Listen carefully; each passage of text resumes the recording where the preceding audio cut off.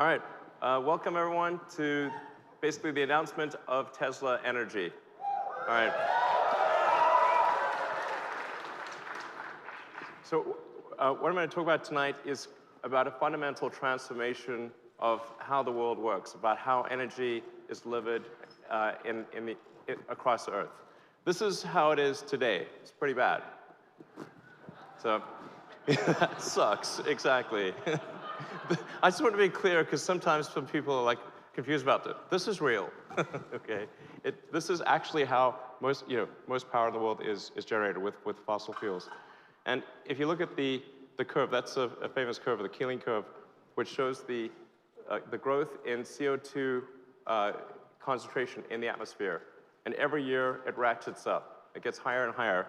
And if we do nothing, that's where it's headed, to levels that we don't even see in the fossil record.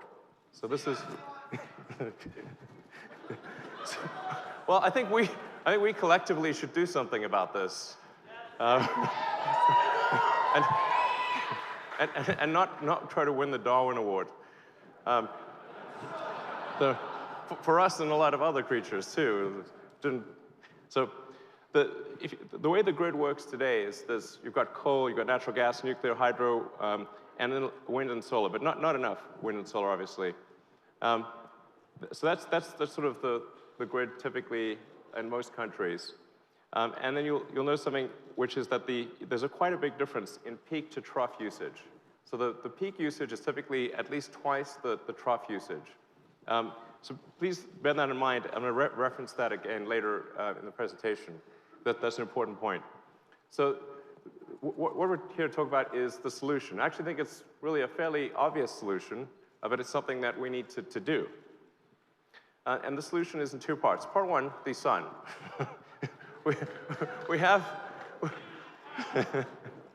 we have this handy fusion reactor in the sky called the sun. Okay? You don't have to do anything. It just works.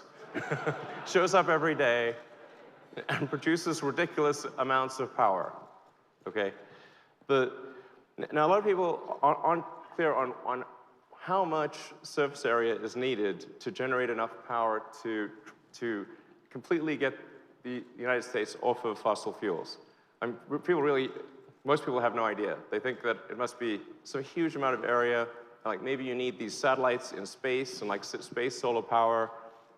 If anyone should be in favor of space solar power, it should be me.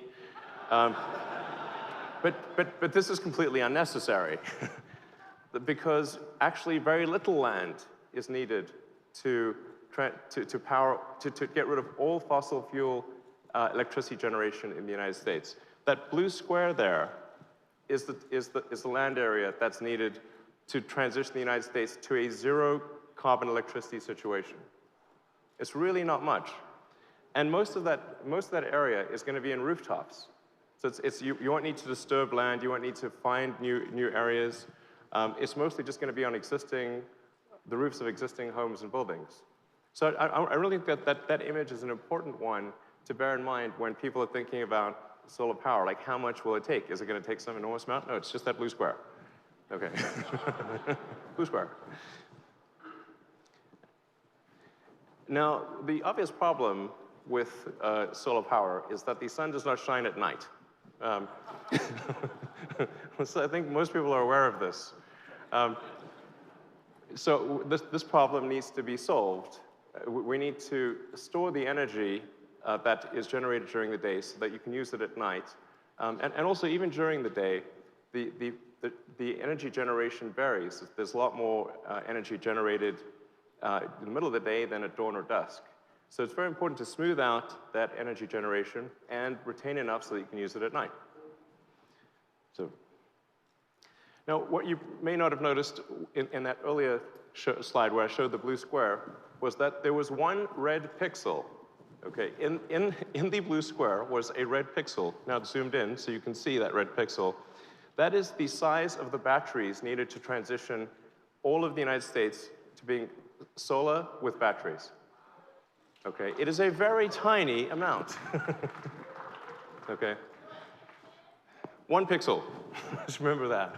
1 pixel is the size of the batteries needed for the United States to have no fossil fuel generated electricity. This is no room at all. So not a problem for solar or batteries. Now, the issue with existing batteries is that they suck, okay? They're really horrible. They look like that. They're expensive, they're unreliable, they're sort of stinky, ugly, bad in every way, very expensive. You have to get some sort of, you need to combine multiple systems. There's not one integrated place you can go and buy a battery that just works, which is what people really want to buy. So we have to come up with a solution. That's the missing piece. That's the thing that's needed to have a proper transition to a sustainable energy world. So the missing piece is what we're going to show you tonight.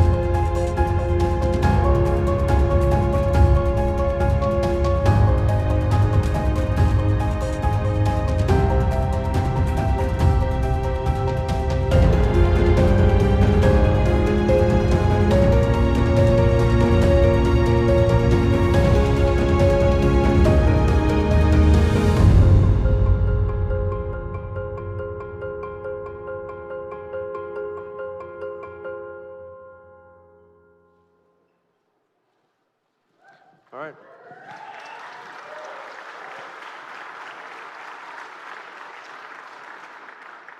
So this is a product we call the Tesla Powerwall. And if you look back against that wall, you'll see a whole bunch of them as well in different colors. So you can pick your favorite color, and it looks like a beautiful sculpture on the wall. So it's very important. I mean, I want to point out a few things that are very important about this. The fact that it's wall-mounted is vital, because it means you don't need to have a battery room. Okay, you don't have to have some room filled with nasty batteries. It means that a normal household can mount this on their garage or on the outside wall of their house, and it doesn't take up any room. I mean, it's flat against the wall. It has all of the integrated safety systems, the thermal controls, the DC to DC converter. It's designed to work very well with solar systems right out of the box. And it addresses all the needs. If you're thinking about sort of buying a battery, what does this provide you? Well, it gives you peace of mind. So if there's a cut in the utilities, you're always going to have power, particularly if you're in a place that's very cold. Now you don't have to worry about being out of power if there's an ice storm. You can actually go, if you want, completely off-grid. You can take your solar panels, charge the battery packs, and that's all you use. So it gives you safety, security, and it gives you a complete and affordable solution. And the cost of this is $3,500.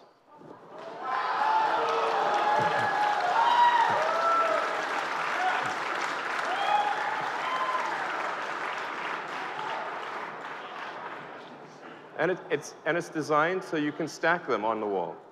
So if you look at the wall in the back, you'll see that there are some that are paired up. So you can have two. You can actually stack up to 9 of the Powerwalls. So you have, I mean, even if you've got a pretty big thing going on, you can have 90 kilowatt hours. That's a lot.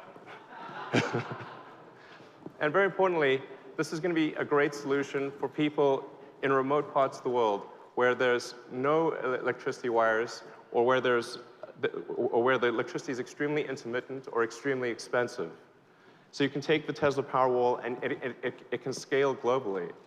And in fact, I think what we'll see is something similar to what happened with the cell phones versus landlines, where the cell phones actually leapfrogged the landlines, and there wasn't a need to put landlines in a lot of countries or in remote locations.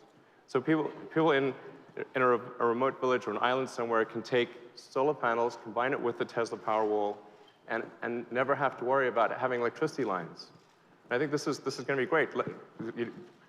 Having electricity lines is not the most pretty thing in the world. So being able to just have this solution that just works wherever you are, I think is going to be incredibly helpful to people that don't have electricity today.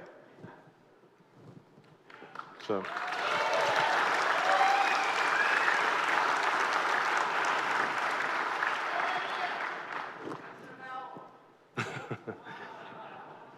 So you can order the Powerwall right now on the Tesla website. Actually, go to teslaenergy.com and you can order the Powerwall right now. And we're going to start shipping in approximately 3 or 4 months. And initially, the ramp will be slow because these packs will be made in our Fremont factory. And then next year, the ramp will go much higher as we transition to the Gigafactory in Nevada.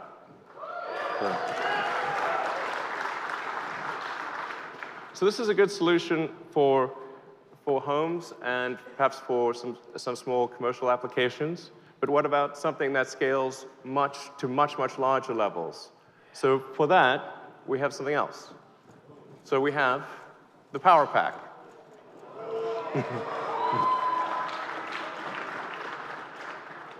So the Tesla Power Pack is designed to scale infinitely. So you can literally make this into a gigawatt-hour class solution. you could go gigawatt class or higher. And in fact, we already have one utility that wants to do a 250 megawatt-hour installation just using the Power Pack. Now, I think it would be a good idea, this would be a good time to transition the power that we're using in the building to being battery powered, of course. So let's go to the camera feed let's go check out the power meter.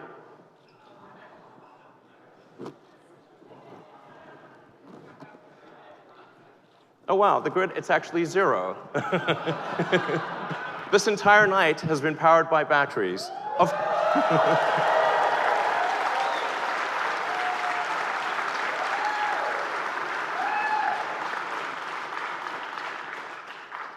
Not only that, the batteries were charged by the solar panels on the roof of this building. So this entire night, everything you're experiencing is stored sunlight.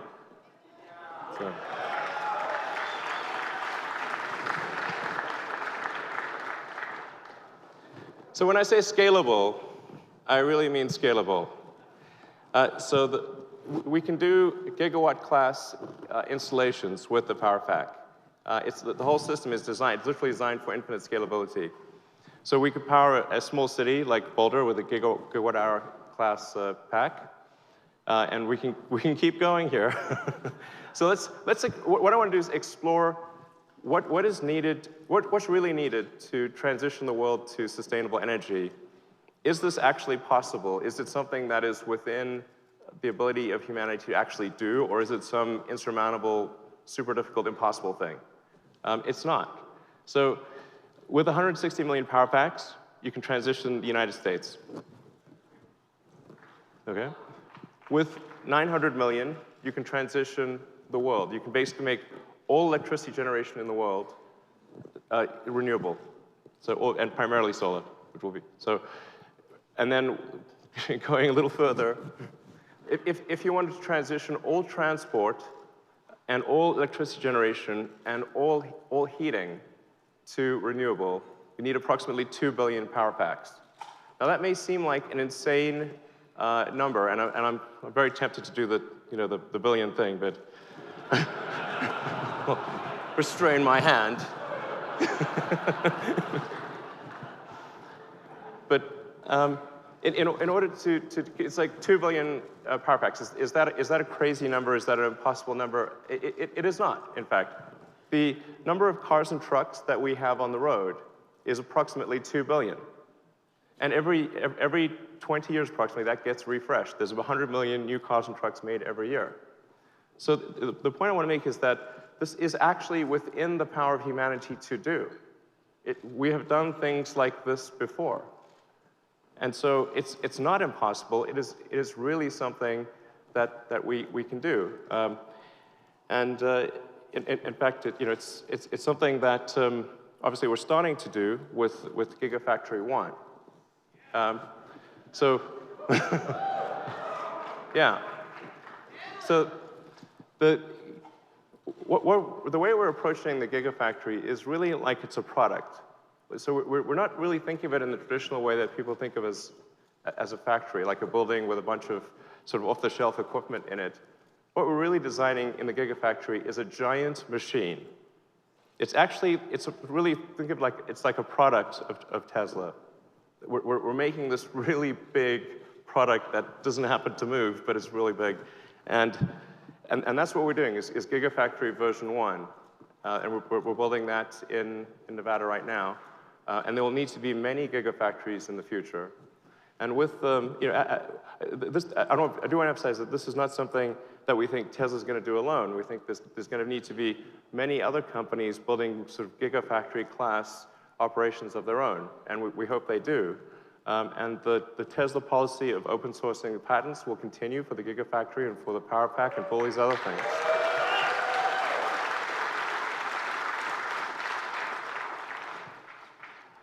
So we want to show people, most importantly, that this is possible.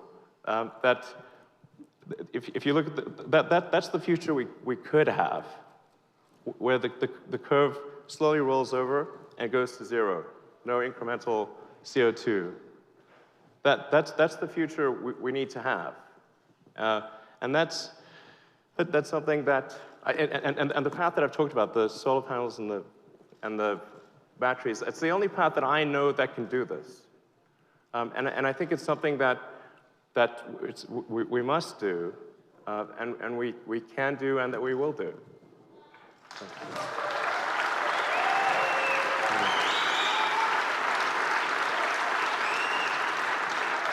So thank you all for coming tonight, and I hope you had a great time. Thanks.